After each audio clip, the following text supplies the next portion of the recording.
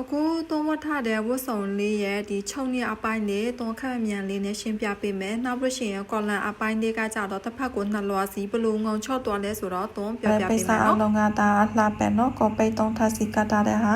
အလှပဲနော်ချော့တဲ့အပိုင်းလေးတွန်းရှင်းပြမယ်ချော့တဲ့အခါကျရင်ကိုတဲ့တစ်ခုအင်းဒီနှစ်ခုကိုပူချုပ်မယ်ရှေ့ချမ်းရဲ့ကိုတဲ့နှစ်ဖက်ကိုပူချုပ်မယ်နော်အင်းနှစ်ခုပူချုပ်မယ်ဒါနောက်ချမ်းမှာဆိုရဲသူ့ပန်နဲ့တူနှစ်ခုကိုပူချုပ်မယ်ဒီပတ်မှာလည်းသူ့ပန်နဲ့တူပူချုပ်လိုက်မယ်နော်ဒါအလှပတ်တွေနော်အတွင်းချမ်းမှာလည်းထို့တူပဲဒီလိုမျိုးပဲသူ့ချင်းပူချုပ်လိုက်နော်နောက်ပြီးရှင်နောက်ရှေ့ချမ်းရဲ့ပကုံးပြလက်နဲ့နောက်ချမ်းရဲ့ပကုံးပြလက်ကိုတူလို့ပူမယ်ဒါအလှပတ်နော်အလှချင်းနော်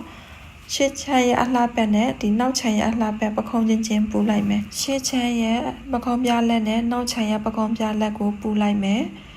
ဒါကကြအလှပက်နော်အကောင်လုံးအလှပက်ကိုရှင်းပြနေတာလေးပါအတွင်းချနောက်ချမ်းရဲ့အတွင်းချနဲ့ရှေ့ချမ်းရဲ့အတွင်းချနဲ့အခုလိုမျိုးပဲအကောင်သွားရမှာပဲနော်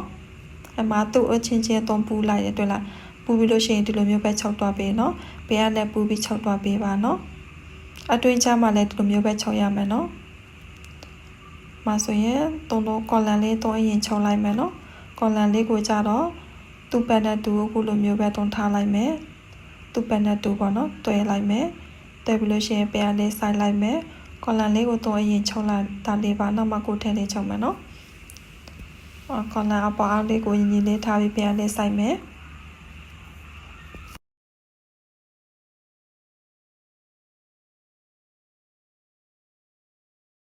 နောက်ပြီးလို့ရှိရင်တော့အောက်ကနေပူချုပ်မယ်နော်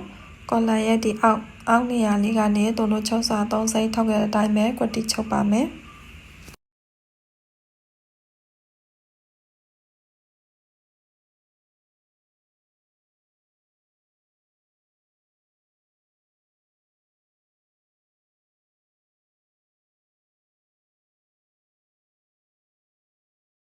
ဒီ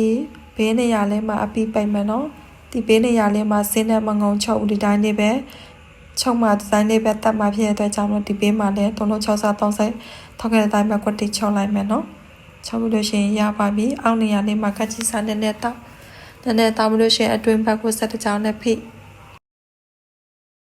ဘရရှင်ဒီအောက်နေရာလေးမှာဆိုရင်နည်းနည်းကိုယ်ကောင်းနေတာဖြစ်တဲ့အတွက်ကြောင့်လို့ကချီစာနဲ့တောက်ပေးနော်